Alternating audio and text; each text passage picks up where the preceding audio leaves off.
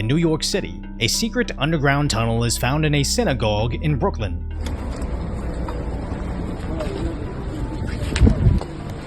As inside the trash basement, they found clothes, boxes, and even a baby's high chair right outside a secret tunnel dug right into the wall.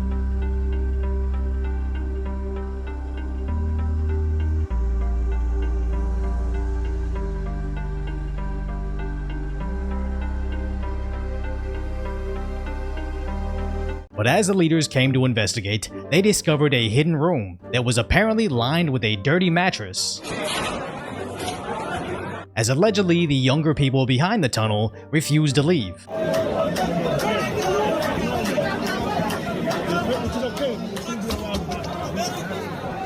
But as the NYPD became involved, I want to clear the whole shoe line. Oh, shoe? Why is that? They want to fix this tonight. They need the shoe cleared. And to... They quickly began making arrests. It really riled up some of the group.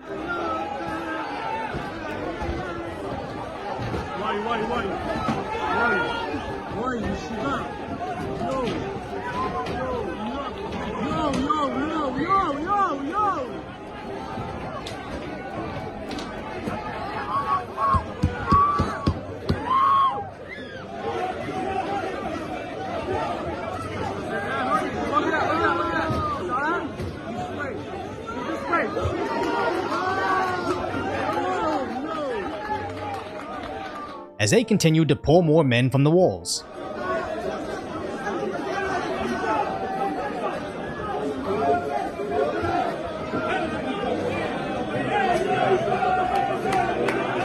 Now, they were eventually escorted off the premises,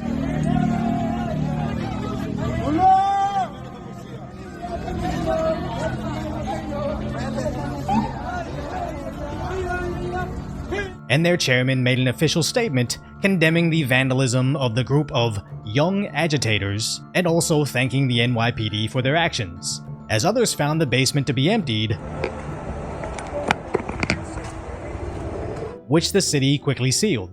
Now obviously there's going to be a lot of wild tinfoil hat theories about a spooky underground tunnel found underneath a Jewish synagogue, and I would normally be the first person to throw on my tinfoil beanie from decoyvoice.com to start digging into the nefarious origins of the mattress, high chair, and why the reaction was so split between the older and younger members. But then I thought, could this possibly just be a creative response by their youth to what happened to them in NYC in 2020? Where many people forget during the lockdowns, the NYPD seemed to specifically go after their group, and it's easy for us to forget, but I imagine they don't.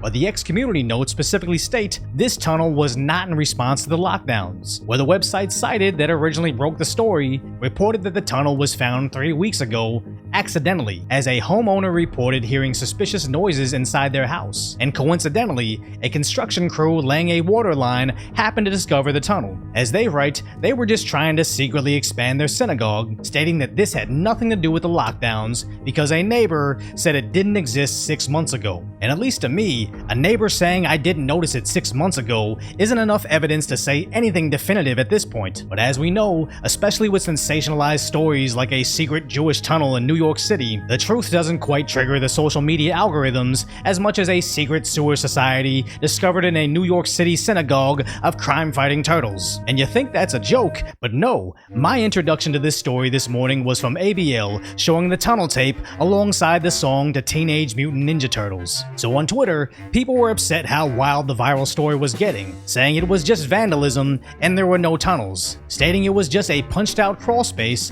that shouldn't be global news. But the replies also ask, well, what about this tunnel? And also questioning the soiled mattress, stained clothing, secret exits, and resisting arrest. Which really goes to show how important framing is. Yes, all those things existed, but also are somewhat consistent with a bunch of idiots thinking they can safely dig a hole in a basement underneath a building. All except the soiled mattress found in the wall, which I still have questions about.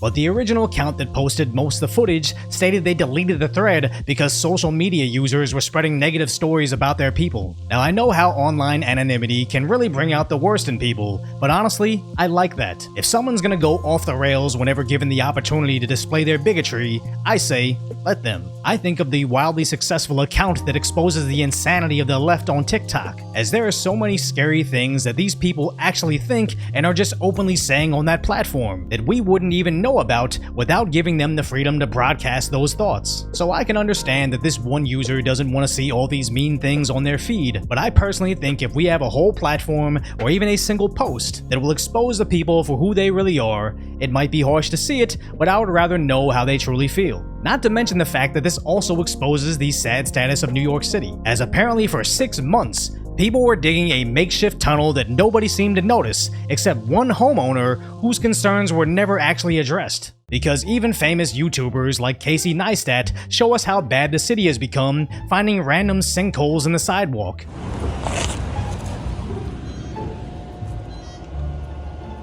As countless other TikTok users show us that that wasn't just a one-off incident. Down in there. Another sinkhole, baby. As this has been a major issue for the city for at least 3 years now. So is the city actually addressing the tunneling issue, or are they already claiming poverty over the immigration issue that their mayor created? And let me tell you something, New Yorkers. Never in my life have I had a problem that I did not see an ending to. I don't see an ending to this. I don't see an ending to this. This issue will destroy New York City. So a lot of New Yorkers are concerned about secret tunnels or collapsing sidewalks into those said secret tunnels, but honestly, it's nothing compared to this.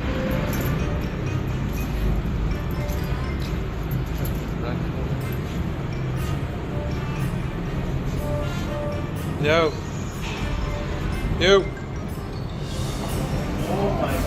And yes, New York City is actually seeing Rat Kings return, and not the Rat Kings from zombie video games, but, you know, the Rat Kings not seen since the 1500s. And I know some super sleuth will say, no Decoy, those rat tails weren't even tied together. But honestly, if you live in a city that is literally collapsing into the sewer, where sometimes the transients sleeping on the sides actually turn out to be over 60 rodents scurrying out of a sheet, I'm not worried if they're rat royalty, I'm worried about how many snakes it's gonna take to save this version of NYC. So if you appreciate knowing what's really going on in the world, while simultaneously being concerned about the narrator's mental status, as you suddenly realize the entire video was written in haiku, hopefully I've earned your subscription, then go check out the video on how a random Disneyland superfan suddenly got drafted into the culture war on TikTok.